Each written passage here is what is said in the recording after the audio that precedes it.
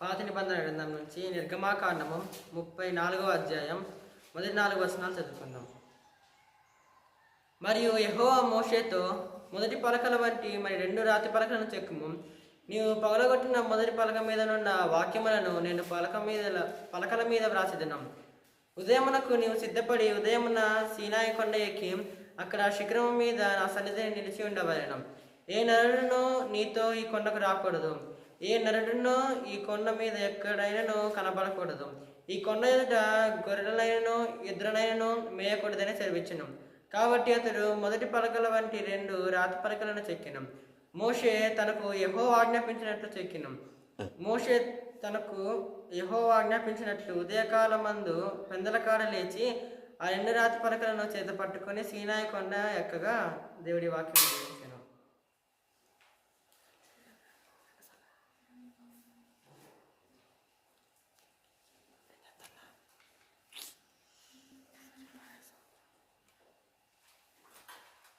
దేవుని నామానికి మహిమ కలుగును గాక. సమయం ఇచ్చిన దేవుడికి నా వందనాలు. నాతో కూడి వచ్చిన ప్రతి ఒక్కరికి నా వందనాలు. కొరింథీయులకు రాసిన 2వ పత్రిక 3వ అధ్యాయము 15వ వచనం నుంచి 18వ వచనం వరకు చదువుకుందాం. నేటి వరకును మోషే గ్రంథము వారు చదువునప్పుడెల్లా ముసుకు వారి హృదయముల మీదనున్నది గాని వారి హృదయము ప్రభు వైపునకు ఎప్పుడు తిరుగును అప్పుడు ముసుకు తీసివేయబడును. ప్రభువే ఆత్మ. ప్రభు యొక్క ఆత్మ ఎక్కడ నుండునో అక్కడ స్వాతంత్రం ఉండును. మన మందరమును ముసుకు లేని ముఖముతో ప్రభు యొక్క మహిమను అద్దము వలె ప్రతిఫలింపజేయుచు మహిమ నుండి అధిక మహిమను పొందుచు ప్రభువగు ఆత్మ చేత ఆ పోలికగానే మార్చబడుచున్నాము. దేవుడి వాక్యమును ఆశీర్వదించునుగాక. ఆమేన్.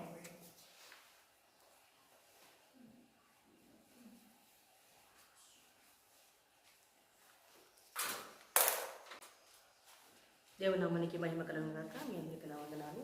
సమయించిన నా వందనాలు. మనమందరం లేచి నిలబడి సువార్త పాఠ్యభాగం చదువుకుందాము. మార్కు రాసిన సువార్త 5వ అధ్యాయము 30వ వాక్యం నుంచి 34వ వాక్యం వరకు చదువుకుందాం. వెంటనే యేసు తనలో నుండి ప్రభావం బయలువెళ్ళినని తనలో తాను గ్రహించి జనసమూహము వైపు తిరిగి, నా వస్త్రములు ముట్టినదెవరని అడుగగా, ఆయన శిష్యులు, జనసమూహము నీ మీద పడుచుండుట చూచుచున్నావే, నన్ను ముట్టినదెవడని అడుగుచున్నావా అనిది. ఆ కార్యము చేసిన ఆమెను కనుగొనవలెనని ఆయన చుట్టూ చూచెను.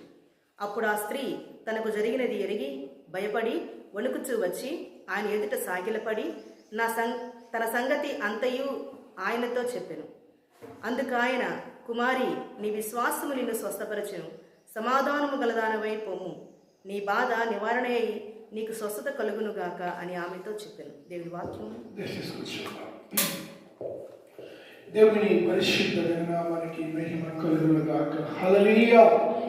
గడిచిన మాసమంతయు గడిచిన వారమంతయు ప్రభువు తన బలిష్టమైన కరచాన భద్రపరిచిన దేవదేవునికి 2 చేతులు పైకి దగ్గరగా ప్రభువుని స్తుతిద్దామా. హల్లెలూయా, హల్లెలూయా. గడిచిన వారము సోమవారం తెల్లవారు నుంచి సోమవారం సాయంత్రం వరకు శారీరకంగా చాలా బలహీనమైనప్పటికీ దేవుని మహాకృపను బట్టి ప్రభు స్వస్థపరిచి తిరిగి మంగళవారం ఉదయం నుంచి నిన్న రాత్రి వరకు చేసిన ప్రతి ప్రయాణం కావచ్చు, సభలు కావచ్చు, కూడికలు కావచ్చు, అన్నింటిలో ప్రభు ఎంతగానో కృప చూపించి నడిపించిన దేవదేవునికి సమస్త ఘనత మహిమ ప్రభావములు కలుగునుగాక. హల్లెలూయా, హల్లెలూయా.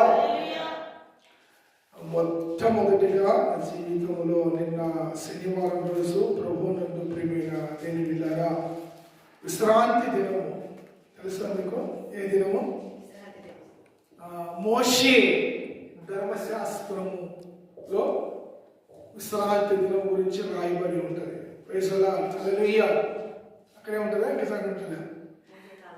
మోషే ధర్మశాస్త్రము దేవుడు 6 దినములు కష్టపడి కావున నీవును నీ కుటుంబమును చెప్పాలి, నీవును నీ కుటుంబమును నీ దాసులను దాసీలను ఇంట్లో ఉన్న ప్రతి ఒక్కరూ దేవుని ఆజ్ఞని విశ్రమింపవలను, విశ్రాంతి తీసుకొని కుటుంబ సమేతంగా ఎక్కడెక్కడ మన దేవుడు దేవుని సన్నిధిలో గడపాలి. దేవునికి స్తోత్రం, హల్లెలూయా. ఆరాధన అయిపోయిన వెంటనే ఈ నిర్గమాకాండము మనం కనుక కీర్తనలు చదువుతాం, ఏదైతే మనం ఆరాధన అయిపోయిన వెంటనే కీర్తన గ్రంథం ఉత్తర ప్రత్యుత్తరాలుగా మనం చదువుకుంటే, ప్రభువునందు ప్రియమైన దేవుని బిడ్డలారా, నిన్న ఉదయకాలం మధ్యాహ్న కాలం నేను దేవుని వాక్యము పంచుకోవడానికి వెళ్ళిన సంఘంలో కీర్తనకు బదులుగా వాళ్ళు మోషేకి దేవుడు ఇచ్చిన 10 ఆజ్ఞలు, నిర్గమాకాండం 20వ అధ్యాయము 1వ వచనం నుంచి 18వ వచనం వరకు 10 ఆజ్ఞలు ఉంటాయి. వాటిని వాళ్ళు ఏం చేస్తారంటే, ఇక్కడ ఒకరు చెబుతుంటే సంఘం అంతా కూడా చెబుతూ ఉంటారు. ప్రైజ్ ది లార్డ్, హల్లెలూయా. నాకు చాలా ఆశ్చర్యం అనిపించింది. పరిశుద్ధాత్మను ఒకవైపు పరిశుద్ధాత్మను నమ్ముతున్నారు, యేసయ్య నమ్ముతున్నారు, తండ్రి అయిన దేవుని నమ్ముతున్నారు. కానీ వాళ్ళ గురంతా కూడా దేని మీద ఉందంటే, మోషే ధర్మశాస్త్రము, రెండోది యేసు ప్రభువు యొక్క పరిచర్య. ఈ రెండు మాత్రమే వాళ్ళు బేస్ చేసుకొని ఇంచుమించు ఒక 80 మంది శిల్ర, ఇంత మందిరము 80 మంది శిల్ర చక్కగా స్త్రీలు పురుషులు చక్కగా ప్రతి శనివారము వాళ్ళు ఆరాధనకు వస్తారు. హల్లెలూయా. ఆ సంఘం పేరు దేవుని సంఘం అని రాయబడి ఉంది మందిరం మీద. 7వ దినం అని మందిరం మీద ఉంటుంది. ఎన్నో దినం అన్నా 7వ దినం. కానీ ఏదేమైనా దేవుని మహాకృపను బట్టి వాళ్ళందరూ స్టీల్ బాక్స్ తీసుకొస్తారు. ఆశ్చర్యం అనిపించింది. ఎవరి చేతిలో చూసినా స్టీల్ బాక్స్ ఉన్నాయి. నాకు డౌట్ వచ్చింది.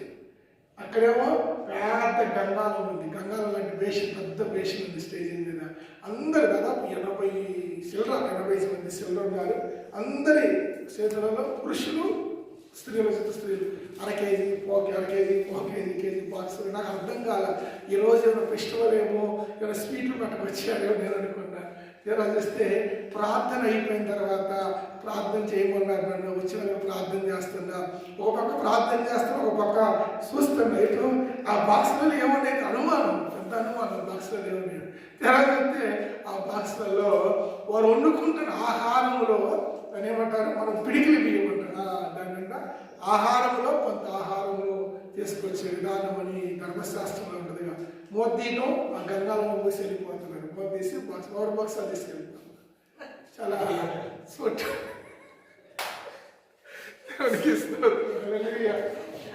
మొత్తం మీద పేషెంట్ అంత పేషెంట్ 20-30 కేజీల పేషెంట్ నిండిపోయింది. చాలా అద్భుతంగా ఉంది. ఏదేమైనా దేవుని కృపను బట్టి మొట్టమొదటిగా ఆ సంఘంలోకి వెళ్ళి దేవుని వాక్యాన్ని బోధించడానికి దేవుని కృప చూపించి. ఇంకో విషయం మీద చెప్పుకుంటారా, ఆ సంఘములో సంవత్సరంలో ఒక్కసారి ప్రభువులు తీసుకుంటారు. సంవత్సరంలో ఒకే ఒకసారి, అది కూడా ఏప్రిల్ 1 రోజు. ఏప్రిల్ 1 వచ్చే ఏప్రిల్ పస్కా పండుగ. ఏం పండుగ? మోషే ధర్మశాస్త్రంలో పస్కా పండుగ ఉంటుంది. పస్కా పండుగ మోషే ధర్మశాస్త్రం చేశారు. పస్కా పశువుగా ఆ రోజు గొర్రెపిల్లను వధిస్తే, ఈరోజు సర్వమానవాళి పస్కా యొక్క పశువుగా ఎవరు మాదిరిగా ఉండి వధించబడ్డారు? యేసు ప్రభువు వారే పస్కా పశువుగా ఉండి వధించబడడు. అయితే వాళ్ళు ఏం చేస్తారంటే, ఆ పస్కా పండుగని, తర్వాత 7 వారాల పండుగని, తర్వాత పర్ణశాల పండుగని, అలానే ఏముంటాయి చాలా ఉన్నాయండి లేవియా కాండంలో. ఈ పండుగలన్నీ చక్కగా వాళ్ళు ఆచరిస్తారు. క్రిస్మస్ చేయరు, ఆదివారం చేయరు. దేవునికి స్తోత్రం, హల్లెలూయా. గుడ్ ఫ్రైడే చేయరు, ఈస్టర్ చేయరు. వాళ్ళు చేసేటల్లా 5 కాండాలలో మోషే ధర్మశాస్త్రం ఉన్న 5 పండుగలు 6 పండుగలు అవి మాత్రం వాళ్ళు ఆచరిస్తారు. దేవునికి స్తోత్రం, హల్లెలూయా.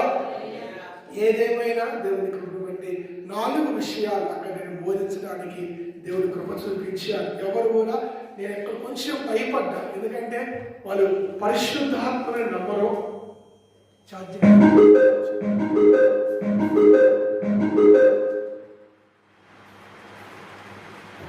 పరిశుద్ధాత్మ నమ్మినట్టే నమ్ముతున్నారు. హల్లెలూయా చెబుతారో చెప్పడం మనకు హల్లెలూయా చెబుతున్నాను. దేవునికి స్తోత్రం. హల్లెలూయా చెప్పండి మీరు. హల్లెలూయా.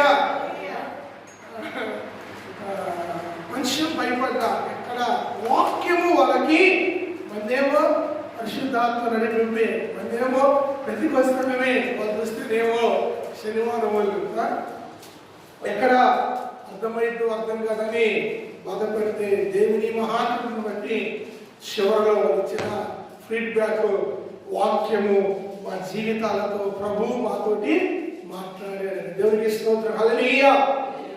పరిశుద్ధాత్మ సంబోధించారు ఎక్కువ. ప్రభు తండ్రి, ప్రభు తండ్రి, తండ్రి మాతో మాట్లాడాడు, సంబోధించాడు. ఎనివే దేవుని నామానికి మహిమ కలుగును గాక. వచ్చి ఈరోజు మన వాక్య ధ్యాన నిమిత్తము నిర్గమాకాండములోంచి నిన్న శనివారం ఆరాధనకి వచ్చిన నిర్గమాకాండం చెప్తారు అనుకోమాకండి. దేవునికి స్తోత్రం కలుగును గాక. హల్లెలూయా. నిర్గమాకాండము 34వ అధ్యాయంలోంచి ఈరోజు మనము దేవుని వాక్యము నేర్చుకుందాం.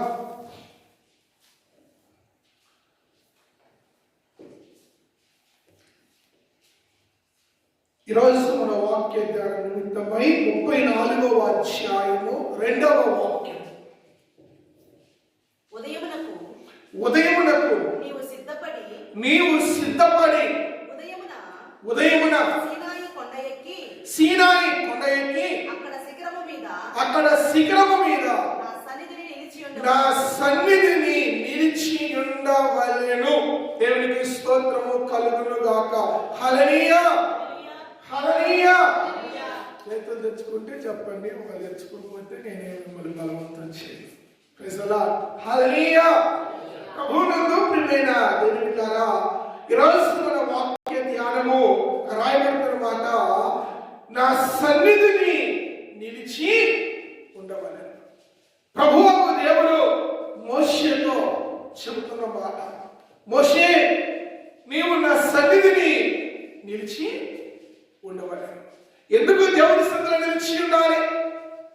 దేవుడి సన్నిధిలో ఎందుకు నిలిచి ఉండమన్నాడు? రాయబడిన మాట ఉదయమునకు నీవు సిద్ధపడి, అంటే రేపు ఉదయానికి నువ్వు రావాలంటే ఈ నైట్ అంతా నువ్వు సిద్ధపడమంటున్నా. నైట్ అంతా సిద్ధపడాలి. ఉదయం 6 గంటలకు రావాలంటే, ఉదయం దేవుని స్థితికి రావాలంటే రాత్రి అంతా నువ్వు సిద్ధపాటు కలిగి ఉండాలి. ఎప్పుడైతే అలాగే సిద్ధపడి ఉంటావో ఆ ఉదయకాలం దేవుని స్థితికి వచ్చినప్పుడు అనేక విషయాలు పరిశుద్ధాత్మ దేవుడు మనకి జ్ఞాపకం చేస్తున్నాడు. చూడండి, అక్కడ రాయబడుతున్న మాట, మోషే ఉదయం వరకు నువ్వు సిద్ధపడి ఉదయమునే సీనాయి కొండకి అక్కడ శిఖరం మీద నా సన్నిధిని నిలిచి ఉండాలి. వచ్చి వెళ్ళిపోకూడదు. ఏమంటారు? నిలిచి ఉండాలి. ఎప్పుడైతే నిలిచి ఉంటామో దేవుని సన్నిధిలో, ఎప్పుడైతే నిలిచి ఆయన వరకు వేచి ఉంటామో, కనిపెట్టుకుని ఉంటామో, అలాంటి వారితో దేవుని శూన్యంగా తేటగా మాట్లాడి తన కృపను కుమ్మరిస్తున్నాడు. ప్రభువునందు ప్రియమైన దేవుని బిడ్డలారా, దేవుని సన్నిధిలో నిలిచిన వారికి 2 విషయాలు నేను జ్ఞాపకం చేసి ముగిస్తాను. దేవుని సన్నిధిలో నిలిచిన వారికంట దేవుడు తన మహిమతో అభిషేకిస్తున్నాడు. ఏంటంటే మహిమ. ఈరోజు అనేక జీవితాలలో దేవుని మహిమను పొందుకోలేక, దేవుని శక్తిని, దేవుని ప్రభావమును, దేవుని ముఖ ప్రకాశమును, ఆ వెలుగును చూడలేక, ఆ వెలుగును పొందుకోలేక అనేక మంది వెనుకడిగిపోతున్నారు. అందుకే రోమాపత్రికలో మాట ఉందిగా, ఎవరైనా క్రీస్తు ఆత్మ లేని వారైతే వాడు నా వాడు కాడు. దేవుని ఆత్మతో నింపబడాలి, దేవుని మహిమతో నింపబడాలి. ఎవరి ప్రభావము, దేవుని ప్రభావం అనొచ్చు, దేవుని ముఖకాంతి అనొచ్చు, దేవుని ప్రకాశం, దేవుని యొక్క రాయబడుతున్న చూడండి మహిమతో. అక్కడ 34వ అధ్యాయము మనము 29-30 చదివితే చక్కగా మనకి అర్థమై చదవండి దయచేసి. మోషే సీనాయి కొండ దిగుచుండగా శాసనములు గల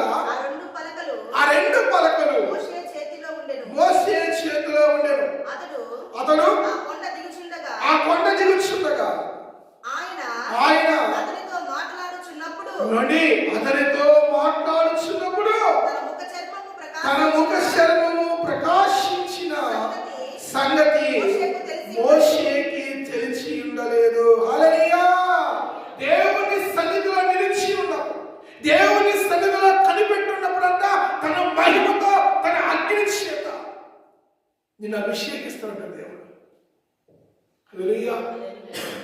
మోషేకి తెలియలా దేవుడు తన మహిమతో నింపిన సంగతి. మోషేకి తెలియలా తన అభిషేకం మోషే మీద ఉన్నది. దేవుడు తన అగ్ని తన మీద నింపాడని మోషేకి తెలియలేదండి. అక్కడ కిందికి దిగి వస్తుండగా చూడండి దయచేసి 30 వచనము.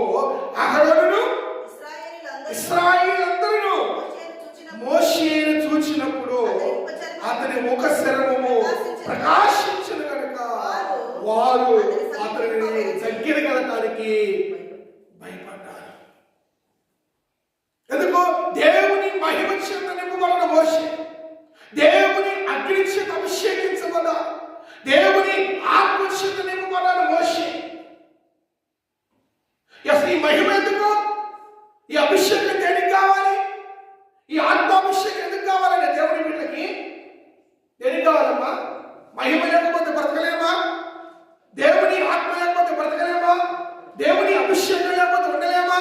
అంటే అది అసంపూర్ణ జీవితం తప్ప సంపూర్ణ జీవితంలోకి రాదు. హల్లెలూయా. ఇది ఎప్పుడు ఆ మహిమ చేత నింపబడతామంటే ఆయన సన్నిధిలో కనిపెట్టినప్పుడు, ఆయన సన్నిధిలో నిలిచి ఉన్నప్పుడు అంట ఆయన మహిమతో నింపబడతాం. ప్రాముఖ్యముగా మహిమ దేనికి అవసరము?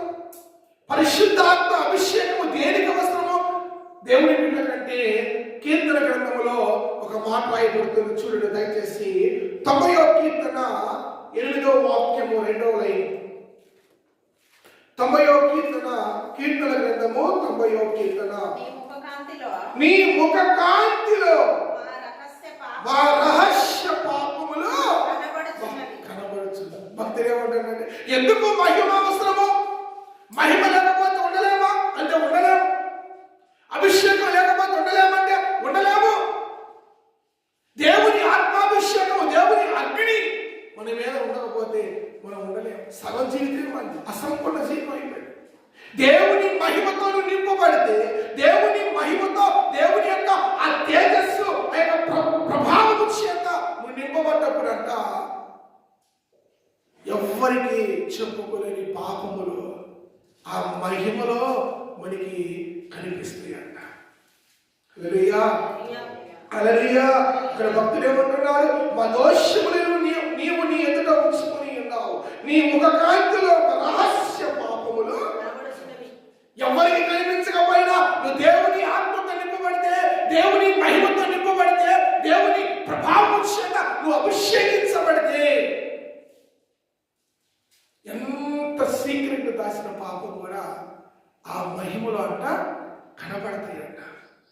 అప్పుడు సరి చేసుకోవడానికి అవకాశం ఉంటుంది. హల్లెలూయా.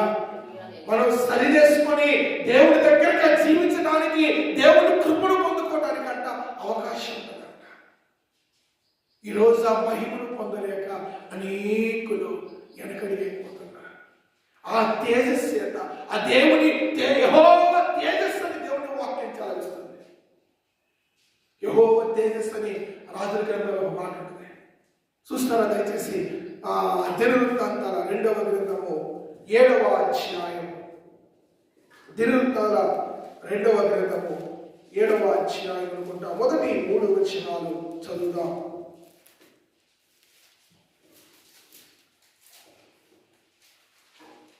రెండవ వచనం, 2 వచనం. మొదటి నుంచి చదవండి. సొలొమోను తాను చేయు ప్రార్థనను ఇచ్చినప్పుడు అగ్ని ఆకాశం నుండి దిగి దహన బలులను ఇతరమైన బలులను దహించెను. యెహోవా తేజస్సు, దేవుని తేజస్సు మందిరము నిండా ఉండెను. యెహోవా తేజస్సుతో మందిరము నిండినందున యాజకులు అందులో ప్రవేశింపలేకపోయిరి. అగ్నియు యెహోవా తేజస్సును మందిరము మీదకి దిగగా చూచి ఇశ్రాయేలీయులందరూ సాష్టాంగ నమస్కారము చేసి యెహోవా దయాళుడు కృప నిరంతరమునని చెప్పి ఆయన ఆరాధించి స్తుతించిరి. హల్లెలూయా, హల్లెలూయా. నువ్వు దేవుని సన్నిధిలో నిలిచినప్పుడంట ఆ దేవుని సన్నిధి అక్కడ గృహం నింపబడదా, దేవుని మందిరం నింపబడదండి. దేవుని మందిరము, దేవుని యెహోవా తేజస్సు మందిరము నిండా ఉండెను. యెహోవా తేజస్సుతో మందిరము నిండినందున నువ్వు మందిరము నిలిచి ఉన్నప్పుడు, దేవుని సన్నిధిలో నిలిచి ఉన్నప్పుడు, చాలాసార్లు ఎక్కడైనా ఎక్కువసేపు నిలిచుంటానికి ఆగడానికి ఇష్టపడతాం, కానీ దేవుని సన్నిధిలో నిలబడి ఎక్కువసేపు గడపడానికి ఇష్టపడతాం. నువ్వు కనుక దేవుని సన్నిధిలో ఎక్కువసేపు గడపడానికి నిలిచి ఉండడానికి సిద్ధపడితే మోషేతో ఉంటాడు. మోషే, నువ్వు రాత్రి పూట సిద్ధపడు, ఉదయం అంతా పగలంతా ఉండడానికి ఉదయం వరకు సిద్ధపాటు కలిగి ఉదయాన్నే ఎక్కడ రావాలి? నా సన్నిధికి రా, సీనాయి కొండకి. అక్కడ నిలిచి ఉండు. నేను రావడం ఆలస్యం ఉన్నది, వాళ్ళ కిందికి పోవడము. కిందికి వెళ్ళినాడు కిందికి. ఇన్సు ఎన్ని రోజులంట చెప్పాలి? 40 రాత్రులు 40 పగలు. హల్లెలూయా. చాలా మంది ఉపవాసం ఉంటారు. ఉపవాసం ఉండడం తప్ప నేను చెప్పట్లా. ఉపవాసం ఉండడం తప్పు కాదండి. ప్రజెంట్ మనకి మన భారతదేశంలో లెంట్ డేస్, శ్రమ దినాలని ఒక ఆచారబద్ధమైన ట్రెడిషనల్ ఫాస్టింగ్ ప్రేయర్స్ జరుగుతున్నాయి. కానీ ఆనాడు భక్తులు చాలా మంది ఉపవాసం ఉన్నారు. ప్రత్యేకంగా మన రక్షకుడు ప్రభు అయిన యేసుక్రీస్తు ప్రభువు కూడా ఉపవాసం ఉన్నాడు. ఎన్ని రోజులు? 40 రోజులు. ఈ 40 దినములు ఆయన ఎక్కడ కనిపిండి? యేసు ప్రభు వారు తల్లిదండ్రుల దగ్గర కనిపిండా? పని చేసుకుంటే కనిపిండా? ఎక్కడ కనిపిండు చెప్పాలి? అరణ్యములో ఒంటరిగా తండ్రితో సహవాసము చేస్తూ 40 దినములు కన్నీరు కాచుతూ దేవుని ఆత్మచేత నింపబడ్డాడు. హల్లెలూయా. ఇక్కడ మోషే కూడా ఎక్కడ నిలబడ్డంట చెప్పాలి? ఎన్ని రోజులు? 40 రోజులు. ఈరోజు మేము దేవుని సొంత నిలబడుతున్నాం అనుకునే వారికి ఇది ఒక అద్దము లాంటిది మాట. మోషే ఏమండి చూడండి, ఎన్ని రోజులంట? 40 రాత్రులు 40 పగలు. మన నెలలో ఒక రాత్రి దేవస్థలు గడపలేదు అంతేనా? నెలకు ఒక రోజు కూడా గడపలేకపోతుంది. మొన్న శుక్రవారం, చివరి శుక్రవారంగా అక్కడ నైట్ పేరుకి వెళ్ళినప్పుడు సహోదరుడు వచ్చింది ఆరాధనకి. వచ్చి పాటలు అయిపోయి ఆరాధన చేసేసరికి గబగబ లేసి వచ్చి స్టేజ్ మీద వచ్చి మోకనాయి కుర్చీలో కూర్చొని నేను అక్కడ మోకరించి ఏముందంట? నీరసం ఉందంటే ప్రార్థన చేయాలి. వెళ్ళిపోతాడంట. హల్లెలూయా, హల్లెలూయా. అప్పుడు ఏం చేయాలండి చెప్పాలి? చెప్పాలి. నీరసం ఉన్నప్పుడు ఎక్కడ ఉండాలి? వాస్తవానికి ఎక్కడ ఉండాలి? దేవుని సన్నిధిలో ఉండాలి. కానీ దేవుని సన్నిధికి వచ్చి నీరసం ఉందయ్యా, కూర్చోలేకపోతున్నాయా, నేను ప్రార్థన చేయలేకపోతాను.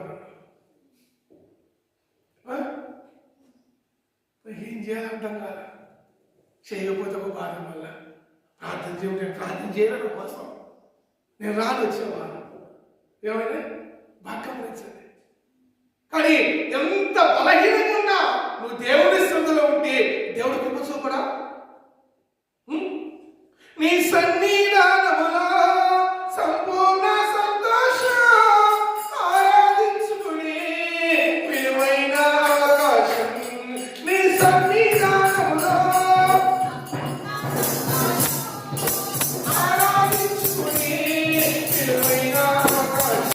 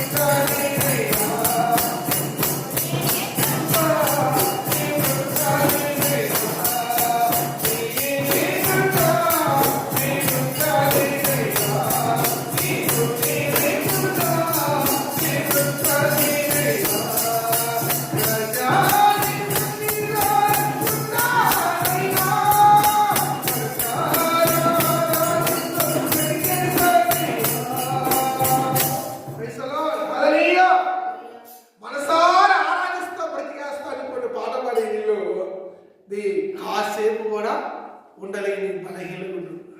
కానీ మోషేతో అంటున్న మాట చూడండి, నువ్వు ఉదయం వరకు సిద్ధపడి రాత్రంతా సిద్ధపడు. ఈ 40 దినములు ఎలా ఉండాలో ఉదయం రాత్రంతా సిద్ధపడు అంటున్నారు. ఎక్కిన వాడు మన కిందకి దిగల. ఏమండి, అభిషేకం ఊరికినే రాదండి. దేవుని తేజస్సుతో నింపబడాలంటే, దేవుని మహిమతో నింపబడాలంటే నీ ముఖము ప్రకాశించాలి. నీ యొక్క శరీరం, నీ హృదయము దేవుని ఆత్మచేత ఏమండి ఉల్లసించాలంటే ఆయన సన్నిధిలో నిలిచుండాలంట. అది 1 రోజా, 2 రోజులా, 3 రోజులా, దేవుని ఆత్మ దిగి వచ్చేంత వరకు. హల్లెలూయా. దేవుని ఆత్మ దిగి వచ్చేంత వరకు. క్రొత్త నిబంధన గ్రంథంలో కూడా దేవుని సన్నిధి ఎక్కడ? మేడగది. హల్లెలూయా. మేడగది. అదే మేడగదిలో ఫస్ట్ భోజనాలు చేశారని యేసుప్రభు వారు. హల్లెలూయా. ఏమంటే పట్టబడక ముందు, సిలువకి అప్పగించబడక ముందు అదే మేడగదిలో వాళ్ళు ఎన్ని రోజులంట చెప్పాలి? ఎన్ని రోజులు? ఎన్ని రోజులయ్యా? 50 రోజులు. Praise the Lord. హల్లెలూయా. ఎంతమంది?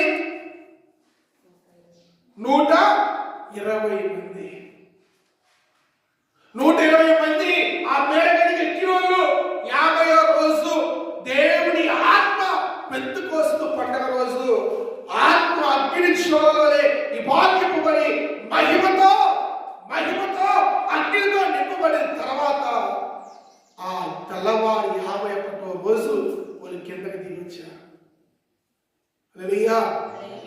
మధ్యలో దిగి వచ్చినట్టు రుజువులు, ఆధారాలు లేవు. నువ్వు నిలిచి ఉండాలి. దేవుని స్థలంలో నిలిచి ఉన్నప్పుడు నువ్వు దీవించబడతావు, నువ్వు ఆశీర్వదించబడతావు. నీ తన మహిమ చేత నింపి నీ బలహీనతలు, నీ అక్కలను, నీ అవసరతలను ముఖాముఖిగా దేవునితో మాట్లాడే భాగ్యం ఎప్పుడు కలిగింది తెలుసా? ఆయన సన్నిధిలో నిలిచి ఉన్నప్పుడు అంట. మోషే దేవునితో ముఖాముఖిగా మాట్లాడాడు. ఎప్పుడు? ఇశ్రాయేలు ప్రజలతో ఉన్నప్పుడా? సమాజంలో ఉన్నప్పుడా? జనుల మధ్య ఉన్నప్పుడా? కాదు. ఆ 40 దినములు దేవుని సన్నిధిలో నిలిచి ఉన్నప్పుడు. హల్లెలూయా. నిలిచి ఉన్నప్పుడు ముఖాముఖిగా మాట్లాడాడు. తన మహిమతో నింపాడు, తన ప్రభావం, తన తేజస్సుతో నింపి ఆ 10 ఆజ్ఞలను తన స్వహస్తాలతో రాసించాడు. హల్లెలూయా. ఆ మోషే ముఖ శర్మము ఆ బ్రైట్నెస్ చేత, మహిమ, దేవుని ఆత్మ అగ్ని చేత నింపబడినప్పుడట అహరోనును ఇశ్రాయేలు చూసి భయపడ్డారు, దగ్గరకు పోలేక. అంత ఆత్మ తన మీద దిగి వచ్చింది. దేవుని మహిమతో నింపబడితే నీ రహస్య పాపములు కాదుగా మరి ఏ పాపము జోలికి పోకుండా నిన్ను నువ్వు కంట్రోల్ చేసుకోగలుగుతావు, నిన్ను నువ్వు సరి చేసుకోగలుగుతావు. దేవుని ఆత్మ లేకపోతే, దేవుని మహిమతో నువ్వు నింపబడకపోతే. చూడండి, దయచేసి ఇంకొక మాట చదువుతా. రాజుల మొదటి గ్రంథము 8వ అధ్యాయం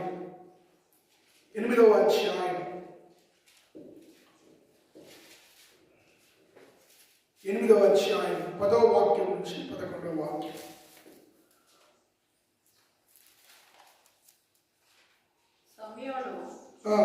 తనను రాజును అడిగిన జనులకు యెహోవా మాటలన్నీ వినిపించి. మొదటి రాజుల గ్రంథం 8వ అధ్యాయం 10-11 చదువు. యాజకులు పరిశుద్ధ స్థలములో నుండి బయటికి వచ్చినప్పుడు మేఘము యెహోవా మందిరమును నింపెను. కాబట్టి యెహోవా తేజో మహిమ యెహోవా మందిరములో నిండుకొనగా ఆ మేఘమున్న హేతు చేత యాజకులు సేవ చేయుటకు నిలువలేకపోయారు. దేవుని సన్నిధిలో అంట మహిమ ఉంటుందంట.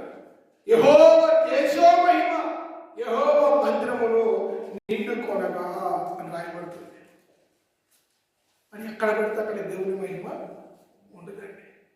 అందుకే మోషేతో దేవుడు చెప్పాడు, మోషే నువ్వు సిద్ధపడి సీనాయి కొండకు వచ్చేసి మందిరానికి వెళ్ళేటప్పుడంట సిద్ధపాటు కలిగి పోవాలి. ఎట్లా పడితే అట్లా మనం పోకూడదు. సిద్ధపాటు కలిగి సిద్ధపడి దేవుని స్థితికి వెళ్ళినప్పుడు ఆ దేవుని స్థితిలో వెళ్ళిన నీవు నిలిచి ఉండాలి. నిలిచి ఉండకుండా ఏమంటే ఎన్ని రోజులు నిలిచి ఉండాలంటే దేవుని మహిమ నీ మీద దీవించేంత వరకు. హల్లెలూయా. మోషే 40 రోజులు నిలిచిండు. మనం 4 గంటలు నిలిచి ఉండలేమా? 4 గంటలకు 1 గంట నిలిచి ఉండడానికి ఇన్ని నొప్పులు ఇన్ని ఆశ్రమాలు. దేవునికి స్తోత్రం. హల్లెలూయా. దేవుని సన్నిధిలో నిలిచి ఉన్నప్పుడు నువ్వు దేవుని మహిమతో నింపబడతావని పాపం జరిగిపోవడానికి అవకాశం ఉండదు. దేవునికి ఆయాసకరంగా బ్రతకడానికి అవకాశం ఉండదండి. అక్కడ మోషేతో దేవుడు చెప్తున్న మాట చూడండి. దేవుని సన్నిధిలో ఆయన సీనాయి కొండ మీద నిలిచి ఉన్నప్పుడు అంట తన మహిమతో నింపి దేవునికి కావలసిన ఆజ్ఞలన్నిటినీ దేవుడు ఇచ్చాడు. ఎప్పుడు దేవుని మహిమ మనం విడిచిపోయింది తెలుసా? ఎప్పుడు దేవుని ప్రభావము, దేవుని ఆ యొక్క ప్రసన్నత, ఆ వెలుగు ఎప్పుడు మనల్ని విడిచిపోయిందంటే ప్రభువునందు ప్రియ దేవులారా అపవాది చిక్కులలో మనం చిక్కబడినప్పుడు అంట, అపవాది కోరల్లో, అపవాది చేతులలో నీవు బానిసైనప్పుడు దేవుని మహిమ మనల్ని విడిచిపోయింది. అప్పుడు మన జీవితం చాలా దుర్బలంగా మారింది. బైబిల్లో ఒక మాట చదివించి ముందుకెళ్తా. సమూయేలు మొదటి గ్రంథంలో ఒక మాట ఉంది, చూడండి దయచేసి. సమూయేలు మొదటి గ్రంథము 4వ అధ్యాయం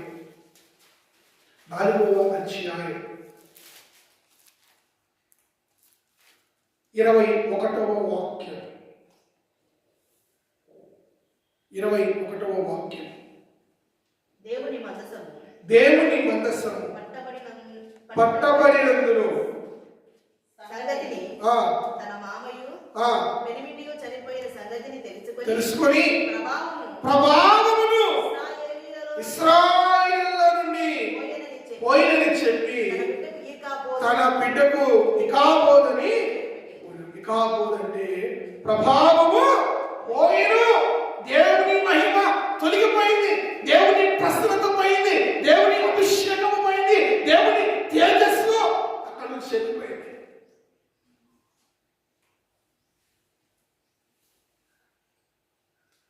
దేవుని మందస్సము ఎవరి చేత పట్టుకోబడ్డది? ఎవరి చేత పట్టుబడ్డది చెప్పాలి, చదివారు మీరు. దేవుని మందస్సము ఎవరి చేత పట్టబడదు? ఫిలిస్తీయుల చేత పట్టబడదు. ఇక్కడ ఫిలిస్తీయులు అపవాదికి సాదృశ్యంగా మనము చూస్తున్నాం. మందస్సము మన జీవితానికి సాదృశ్యంగా చూస్తున్నాం. మందస్సమేమో ఫిలిస్తీయులు పట్టబడే రీతిగా మన జీవితాలు అనేక మార్లు అపవాది ఉచ్చులలో బిగుసుకుంటున్నాయి మనకు తెలియకుండానే. అపవాది చేతుల్లో చిక్కబడుతున్నాం అనేక మార్లు. ఎన్ని మార్లు అయితే అపవాది దగ్గరికి అవుతున్నామో, అపవాది చేతులు చిక్కబడుతున్నామో అన్ని మార్లు దేవుని మహిమ మనం కోల్పోతున్నామంట. మనలో వచ్చి దేవుని ప్రభావము వెళ్ళిపోతుంది. మనం గమనించండి, సిద్ధపాటు కలిగి నువ్వు దేవుని సన్నిధిలో గడిపితేనంట, నిలిస్తే, దేవుని సన్నిధిలో నిలిస్తే, నిలబడితే ప్రభావం పోదు, ప్రభావం దిగి వచ్చింది. హల్లెలూయా, హల్లెలూయా. ఆ రోజు ఇశ్రాయేలు ఏమని దేవుని సన్నిధిలో సిద్ధపాటు లేకుండా ఉన్నారు. మీరు 3వ అధ్యాయం 4వ అధ్యాయం చదివినట్లయితే ఆ ఫిలిస్తీయులు ఇశ్రాయేలుతో యుద్ధం చేస్తున్నప్పుడు ప్రభువునందు ప్రియ దేవులారా సరైన సిద్ధపాటు లేకుండా, దేవుని సన్నిధిలో కనిపెట్టకుండా, దేవుని సన్నిధిలో నిలబడకుండా, దేవుని సందేశము వచ్చే వరకు ఆగకుండా వారి సొంత నిర్ణయాలతో ముందుకెళ్ళిపోయారు. పట్టబడదు పడదా? నీ చెప్పదా? పక్కన సరి అయిన నాయకులు లేరు, నడిపించే వాళ్ళే. నువ్వు దేవుని సన్నిధిలో కనిపెట్టినప్పుడు, దేవుని సన్నిధిలో నిలిచి తండ్రి ఏంటి ప్రభు అడిగినప్పుడంట తప్పకుండా ఆయన మహిమతో నింపుతున్నట్ట. అక్కడ చూడండి, ఫిలిస్తీన్లు ఇశ్రాయేలుతో యుద్ధము చేయడానికి బయలుదేరి ఎబెనేజర్లో దిగగా ఫిలిస్తీన్లు ఎఫెక్ట్లో దిగిన మాట 4వ అధ్యాయం 1వ వచనంలో చూస్తాం. యుద్ధ భూమిలో ఎక్కువ తక్కువ 4,000 మంది హతులైపోయారన్న. ఎందుకు రాయబడుతున్న మాట మొదటి 4 వచనం మనం గమనించినట్లయితే ప్రభువు సిద్ధపాట్లు నిలవాలి. దేవుని సన్నిధిలో నువ్వు దేవుని సన్నిధిలో నిలిచే అనుభవంలోకి ఈరోజు మనము ఉన్నప్పుడు అంట దేవుడు తన మహిమతో, తన ప్రభావంతో, తన తేజస్సుతో నింపుతారు. ఆ మహిమతో నింపబడ్డతో నీకు తిరిగే ఉంటుందా? ఉండదండి. బాగా గమనించండి, మోషే దేవుని మహిమతో నింపబడ్డాడు. యేసు ప్రభువారు కూడా 40 దినాలు ఉపవాసం తండ్రి సన్నిధిలో గడిపినప్పుడు, అరణ్యానికి వెళ్ళి ఆ తండ్రి సన్నిధిలో గడిపినప్పుడు ఏమంటే ఎక్కడ తిరుగు లేకుండా ప్రతి అపవాది అవరోధాన్ని ఆయన జయించుకుంటూ వచ్చిందా? జయించలేక వెనకడిగేసిండు. ఎప్పుడైనా చివరికి సులువు మరణాన్ని కూడా జయించాడు. దేవుని మహిమతో నువ్వు నింపబడాలి. ఆ మహిమలో అంత శక్తి ఉంది, ఆ అభిషేకంలో అంత శక్తి ఉంది. ఇక్కడ ఫిలిస్తీన్లు అపవాదికి ఏ విధంగా ఫిలిస్తీన్లు మందస్థాన్ని ఎలా పట్టుకున్నారో మన జీవితాలు మందస్థము ఫిలిస్తీన్లు పట్టుకుంటగా అనేక మార్లు మనము అపవాది చేతిలో చిక్కబడుతున్నాం. చిక్కబడినప్పుడు అంట ఆ మందస్థము పక్కబడినప్పుడు దేవుని ప్రభావము ఇశ్రాయేలు నుంచి బయటికి వెళ్ళిపోయినట్టుగా మన కుటుంబంలో వచ్చి, మన బ్రతుకులో వచ్చి దేవుని శక్తి, దేవుని ప్రభావం, దేవుని తేజస్సు కూడా వెళ్ళిపోయిందంట. అపవాది చిక్కులలో చిక్కబడకుండా ఉండాలంటే ఏం చేయాలి? దేవుడి సన్నిధిలో ఖచ్చితంగా గడపాలి, నిలిచేవాడికి ఉండాలి. ఆయన సన్నిధిలో ఎన్నో మేలు. కానీ ఈరోజు దేవుని సన్నిధిలో ఎక్కడైనా ఇష్టపడుతున్నాం, కానీ దేవుని సన్నిధిలో గడపడానికి ఇష్టపడట్లా, దేవుని సన్నిధిలో జరగడానికి ఇష్టపడట్లా. బాగా గమనించండి. ఒక భక్తుడు కీర్తన, వేగునే నీ సన్నిధిలో నీ కనబడుతున్న వాక్యం ఉంది. చూడండి దయచేసిన మాట, ఉదయం ఉన్న నా కంఠస్వరమున కీర్తన గ్రంథం అనుకుంటా, కీర్తన గ్రంథంలో 5వ కీర్తన ప్రభువునందు ప్రియులారా 2-3 వచ్చినాలు అక్కడ ఇంకో మాట కూడా ఉంటుంది. ఉదయమునే నీ సన్నిధిలో మాట ఫస్ట్ నుంచి బాగా చదువుకున్నాం. 5వ అధ్యాయం 2-3 వచ్చినాలు 5వ కీర్తన. నా రాజా, నా దేవా, నా ఆర్తధ్వని ఆలకించుము. నిన్నే ప్రార్థించుతున్నాను యెహోవా. ఉదయమున నా కంఠస్వరమును నీకు వినబడును.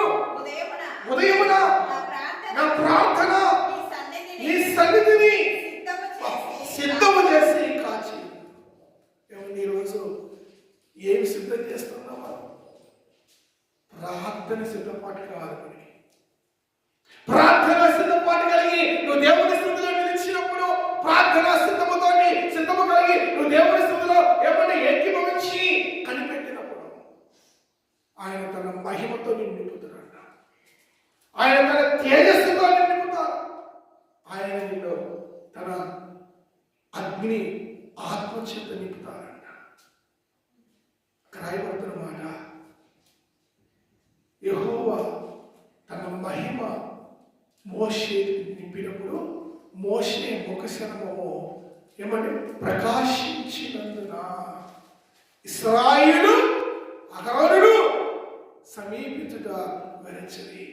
ఎప్పుడైతే దేవుని మహిమతో నింపబడతావో, ఎప్పుడైతే దేవుని అగ్ని చేత అభిషేకం చేత నింపబడతావో, ఆయన తేజస్సు చేత ఎప్పుడైతే నింపబడతావో, ఆ మరుక్షణం నుంచి అపవాది నీ దరిదాపులకు రావడానికి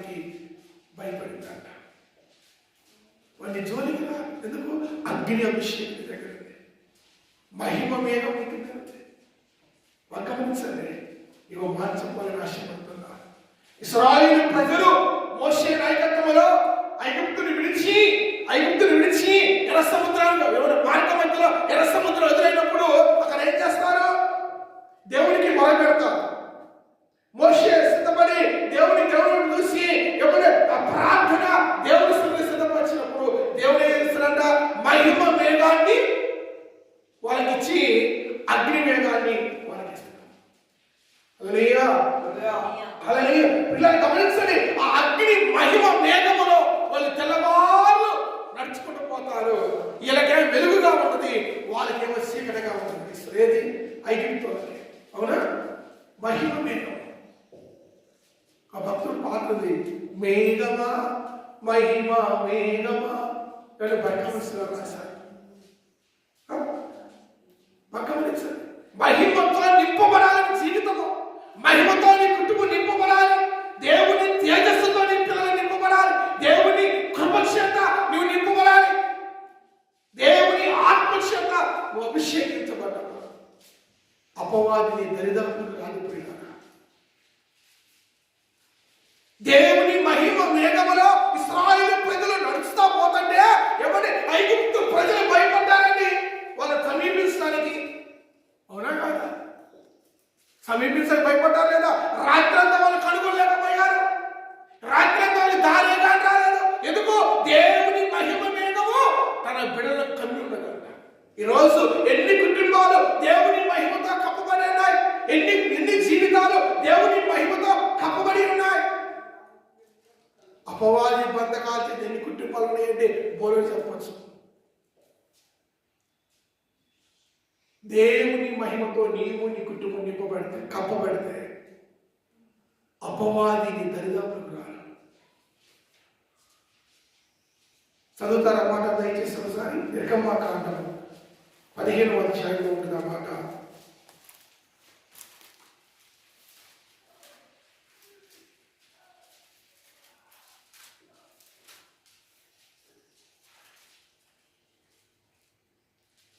అది 14వ అధ్యాయము 19వ వాక్యం.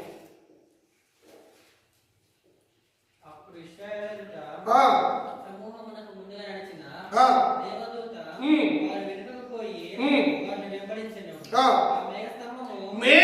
ఆ మేఘస్తంభము వారి ఎదుట పోయి వారి వెనక నిలిచెను. అది ఐగుప్తు సేనకు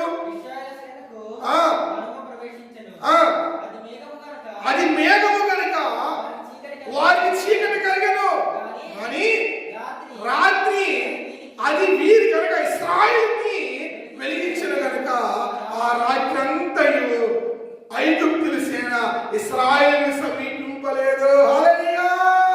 ఏ కుటుంబం అయితే, ఏ బిడ్డ అయితే, ఎవరైతే దేవుని మహిమ చేత కప్పబడతారో, దేవుని మేఘము చేత కప్పబడతారో ఆ కుటుంబం జోలికి, ఆ బిడ్డ జోలికి ఏ అపవాది కాదు, ఏ అపవాది కుతంత్రం కూడా పనిచేయదు. సమీపించడానికి అసలు నీ నీడకు రావడానికి భయపడతారు. హల్లెలూయా, హల్లెలూయా. ఎప్పుడు మహిమతో నింపబడతాం? ఆ మహిమ మేఘము రావాలంటే, ఆ తేజస్సు చేత నింపబడాలంటే, ఆ మహిమ తేజస్సు నీ మీద నీ కుటుంబం మీద దిగి రావాలంటే ఎక్కడ నిలుచుంటే వస్తుందంట? దేవుని సన్నిధిలో నిలుచుంటే ఆ మహిమ చేత నింపబడతాం. దేవుని మహిమ చేత 40 దినాలు మోషే నిలిచున్నాడు. మోషే ఎక్కడికి వెళ్ళినా తన దూతను ఎమ్మడిగా ఉంచిందా లేదా అని అడిగాడు. ఏంది ప్రభు అంటే, మోషే బిడ్డ, నా సన్నిధి 33:14 ఉంటుంది నిర్గమకాండం. నా సన్నిధి, నా మహిమ సన్నిధి, నా మహిమ మేఘము నీకు తోడుగా వస్తుంది. నువ్వు ఎక్కడికి వెళ్ళినా నా మహిమ మేఘము నీకు తోడుగా ఉంటుంది. అపవాది కోరలు కానీ, అపవాది కుతంత్రములు కానీ, అపవాది నీడ కానీ నీ పిల్లల దరిదాపులకు కానీ, నీ దరిదాపులకు కానీ, నీ కష్టార్జిత దరిదాపులకు కానీ, నువ్వు చేస్తున్న ఏ పని దరిదాపులకు కానీ సమీపించడానికి భయపడాలి. అలా భయపడాలంటే నువ్వు దేవుని సన్నిధిలో కనిపెట్టినప్పుడు, దేవుని సన్నిధిలో నిలిచినప్పుడు దేవుడు తన మహిమతో నిన్ను కప్పుతున్నాడు. హల్లెలూయా, హల్లెలూయా. వాడు చూసి మనం కాదని భయపడేదే, వాడు చూసి మనం కాదు భయపడేదే. వాడు చూసి నువ్వు భయపడుతున్నావంటే వాడు పెట్టే టార్చర్కి, వాడు పెట్టే శోధనకి, వాడు పెట్టే శ్రమకి, వాడు పెట్టే అవమానాలకి, వాడు పెట్టే ఎవరు అనేక బాణాలు వదులుతున్నట్టు, వాడు అనేక బాణాలు వదులుతున్నాడు మన మీద. ఆ బాణాలు చేత గుచ్చబడుతున్నాడు, ఆ బాణాల చేత గాయపరచబడుతున్నావు అంటే దేవుని మహిమ మేఘము చేత నీవు ఇంకనూ కప్పబడలా. దేవుని మహిమతో నువ్వు కప్పబడితే, దేవుని తేజస్సు చేత నువ్వు నింపబడితే దగ్గర రానికి భయపడ్డారు. ఏముంది? ఆ రాత్రంతయు ఇశ్రాయేలు సేన, ఐగుప్తుల సేన ఇశ్రాయేలును అసలు దగ్గరకు కూడా రాలేదు. ఎందుకు? దేని చేత కప్పబడ్డారంట చెప్పాలి. దేని చేత కప్పబడ్డారమ్మ ఇశ్రాయేలు ప్రజలు? దేవుని మహిమ మేఘం చేత కప్పబడ్డారు. ఈరోజు మనం దేని చేత కప్పబడుతున్నాం? దేవుని మహిమతో కప్పబడాలి. దేవుని మహిమ హస్తాలతో ఉండాలి. దేవుని మేఘము చేతలో ఉండాలి. దేవుని తేజస్సు చేత నింపబడాలి. ఆ తేజస్సు, ఆ మహిమ, ఆ అగ్ని నీ చుట్టూ కావలి ఉన్నప్పుడంట ఏ కీడు నీ దరిదాపులు రాదు, ఏ అపాయము నీ దరిదాపులు రాదు, ఏ అపవాది శోధన నీ దరిదాపులు రాదు. ఈరోజు చూడండి, చాలా శోధనలో పడిపోతున్నా.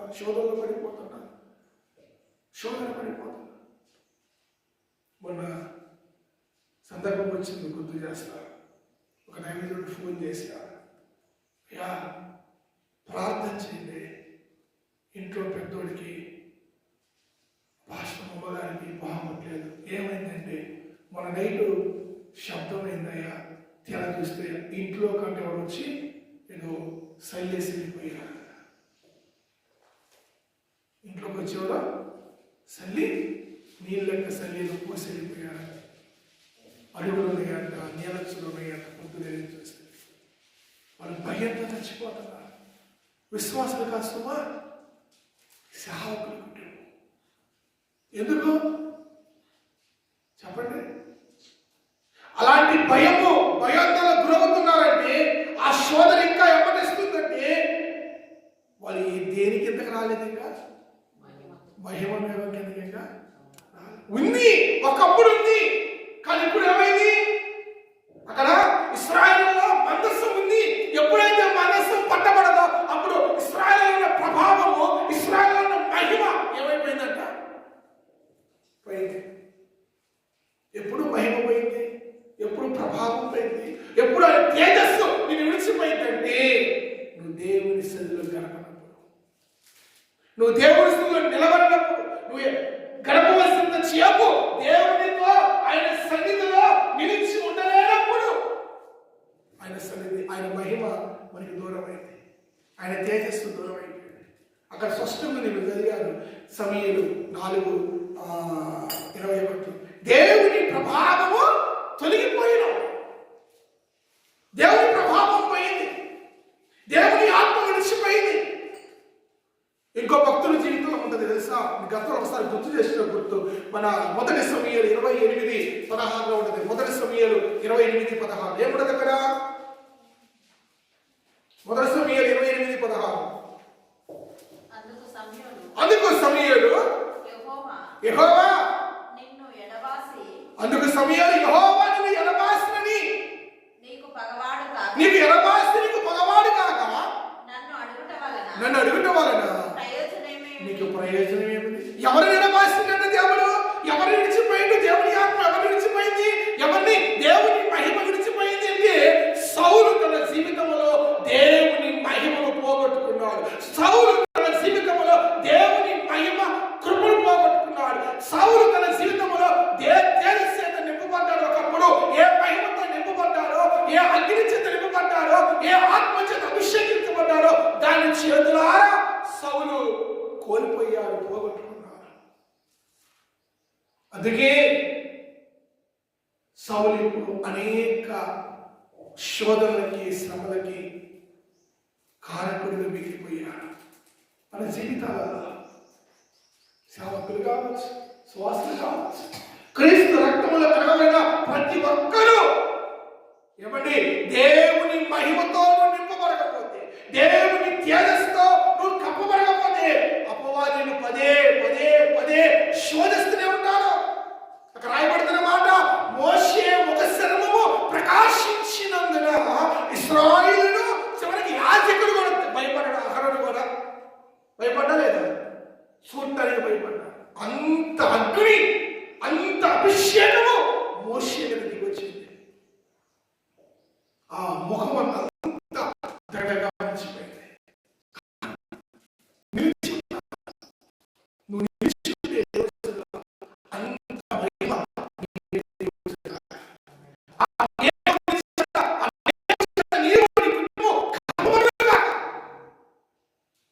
ఎంత గొప్పదనే చూడండి. ఆ మాటను మరొకసారి చదివి నేను ప్రార్థన చేస్తాను. నిర్గమ 14:19 చివరి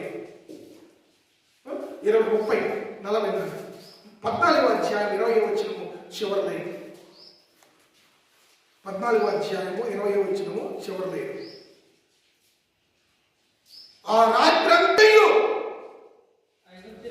ఐగుప్తుల సేన ఇశ్రాయేలును, ఆ నెలంతయు, ఆ సంవత్సరమంతయు, నీ బ్రతికి కాలమంతయు. ఏమని ఇంకో మాట గుర్తుకొచ్చింది. భక్తుడు మాట్లాడగా 23వ కీర్తన అనుకుంటా ఏమంటాడు? అయ్యా నా బ్రతుకు కాలమంతయు కృపాక్షేమములేనాడంట. వచ్చు 23వ కీర్తన 6వ వచనం అనుకుంటా, 5వ వచనం. నేను బ్రతుకు దినములన్నీ కృపాక్షేమములే. దేవునికి స్తోత్రము కలుగును గాక. హల్లెలూయా. ఎవరి కృపాక్షేమము కాపుదల నీ ఎంత రావాలంటే నువ్వు దేవుని మహిమతో నింపబడుదువు గాక, దేవుని తేజస్సుతో నింపబడుదువు గాక, దేవుని అభిషేకముతో నీవు నీ కుటుంబం నింపబడుదువు గాక. అపవాది భయపడాలి. ఒక రోజు కాదు, ఒక నెల కాదు, ఒక సంవత్సరం కాదు, నీ బ్రతికినంత కాలము దేవుని మహిమ కిందకి నువ్వు వచ్చుదువుగాక. దేవుని మహిమతో నింపబడ్డావు. దేవుని మహిమ మేఘపు తేజస్సులో నువ్వు ఉన్నప్పుడు దుష్టుడు నీ జోలికి రాడు. ఏమైనా దేశం ఎగిరితో వచ్చి అంత సమీపించలేదు, దగ్గరకు రాలేకపోయారు. వాళ్ళ దగ్గర ఆయుధాలు ఉన్నాయి, నేనేవా వాహనాలు ఉన్నాయి. వాళ్ళ దేశంలో ఉన్న వాళ్ళ దగ్గర ఉన్న ఆయుధాలు, వాహనాలు, ఏమన్నా టెక్నాలజీ ప్రపంచంలో ఎక్కడా లేదు ఆ రోజుల్లోనే. అవునా కదా? ఫరో సైతము, క్షమించండి, సొలొమోను సైతము కూడా తన ప్రేయసిని సంబోధిస్తున్నాడు. ఏమని సంబోధిస్తున్నారు చెప్పాలి? అశ్వము. ఏ అశ్వములు? ఫరో రథము యొక్క అశ్వముతో సొలొమోను. అంటే అంత బలమైన బలగం ఉంది ఐగుప్తుకి. ప్రపంచంలో ఎవరికి లేని బలగం, ప్రపంచంలో ఎవరికి లేని శక్తి సామర్థ్యాలు, ప్రపంచంలో ఎవరికి లేని గొప్ప టెక్నాలజీ ముందు చూపు ఐగుప్తు దేశంలో ఉన్న ఐగుప్తు ప్రజలు ఇశ్రాయేలు బిడ్డలను అనగా దేవుని ప్రజలని దగ్గర రావడానికి కూడా గజ గజ గజ ఉనికిపోయారంట. బాగా గమనించండి.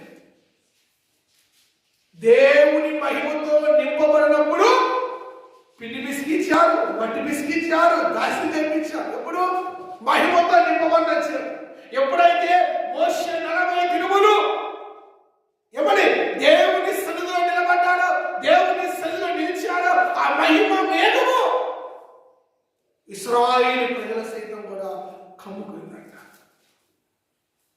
ఎప్పుడైతే నువ్వు దేవుని సన్నిధిలో నిలుచోటానికి, దేవుని సన్నిధిలో గడపడానికి ఇష్టపడతావు. అందుకే సొలొమోను 8వ అధ్యాయం సామెతలో మాట్లాడదే, అనుదినము నా గడప యొద్ద కనిపెట్టుకొని నా ద్వారబంధముల యొద్ద కాచుకొని నా ఉపదేశం వారు ధన్యులు. సామెతలు 8వ అధ్యాయమైనా దేవునికి స్తోత్రము కలుగును గాక. ఆ రాత్రంతయు ఐగుప్తీయుల సేన ఇశ్రాయేలును సమీపించలేదు అని రాయబడుతున్నమాట. ఈ నెలంతయు, ఈ సంవత్సరం అంతయు, నీ బ్రతుకు కాలం అంతయు ఐగుప్తులు సాదృశ్యం అపవాది కుతంత్రములు నిన్ను నీ కుటుంబం సమీపించుకున్నట్టుగా అంటే దేవుని మహిమ కిందకి నువ్వు వచ్చుగాక. దేవుని తేజస్సుతో, యెహోవా తేజస్సుతో నువ్వు నింపబడుదుగాక. ఆ యెహోవా తేజస్సు చేత నింపబడాలన్నా, ఆ మహిమ మేఘము కింద నువ్వు రావాలన్నా ఎక్కడ గడపాలన్నా దేవుని సన్నిధిలో. ఎందుకంటే దేవుని సన్నిధిలో దేవుని మహిమ దిగి వచ్చిందని. హల్లెలూయా, హల్లెలూయా. యెహోవా తేజస్సు చేత ఆ మందిరం నింపబడింది. ఆ మందిరంలో గడిపే వారికి ఆ మహిమ కూడా వాళ్ళ మీద ప్రకాశించింది.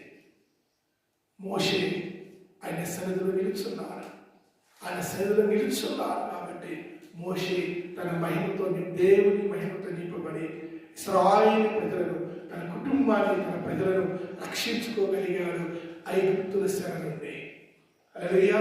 ఈరోజు నీవు నీ కుటుంబాన్ని, నీ పరిపాట్ల, నీ కష్టార్జితము నువ్వు ఏమంటే కాపాడుకోవడానికి దేవుని మహిమతో నింపబడినప్పుడు అపవాది నీ జోలికి కానీ, నీ పిల్లల జోలికి కానీ, నీ కష్టార్జిత జోలికి కానీ, నీ పరిపాట్ల జోలికి వాడు సమీపించకూడదంటే నీ చుట్టూ ఎవరుండాలంట చెప్పాలి, మహిమ మేఘంతో నింపబడాలి. ఇంకొక మాట, యోగు ఇంటి చుట్టూ ఎవరున్నారంట చెప్పాలి. యోగు ఇంటి చుట్టూ, యోగు గొడ్ల చుట్టూ, మేకల చుట్టూ, గొడ్ల చుట్టూ, ఇంటి చుట్టూ, పొలం చుట్టూ, వాళ్ళ ఆస్తిపాస్తుల చుట్టూ, భార్యకుల చుట్టూ ఎవరున్నారంట దేవుని కలిసి అనగా దేవుని కాపుదల, ఆ మహిమ అగ్ని కంచి. ప్రార్థన చేస్తాం కా ప్రభువా నా చుట్టూ నీ అగ్ని ఉంచాయా, అయ్యా నా పిల్లల చుట్టూ ప్రార్థన చేయడం తప్పలేదా? చేసే ప్రార్థనకి నీ పిల్లల చుట్టూ, నీ చుట్టూ, నీ పనిబాటు చుట్టూ, నువ్వు చేస్తున్న కష్టార్జితం చుట్టూ దేవుని అగ్ని ఉంచాలి అంటే నువ్వు ఎక్కడ గడపాలంట దేవుని సన్నిధిలో. సింపుల్. నువ్వు దేవుని సన్నిధిలో నిలిచేదానికి ఉంటే ప్రభు తన మహిమతో నింపుడుగాక, ప్రభు తన తేజస్తో నింపుడుగాక, ప్రభు అగ్ని కెరూబులు సెలవులు నీ కుటుంబానికి కావలిగా ఉండి నిన్ను ఆశీర్వదించుగాక. ఆమె ఈ మాటలు ప్రభు మనం నీకు దీవించుగాక. అందరూ లేచినపై ప్రార్థన చేసుకుందాం. Thank you Jesus, thank you Jesus. తండ్రి నీకు వందనాలు, వందనాలు, వందనాలు, వందనాలు, వందనాలు. హల్లెలూయా, హల్లెలూయా, హల్లెలూయా, హల్లెలూయా, హల్లెలూయా, హల్లెలూయా.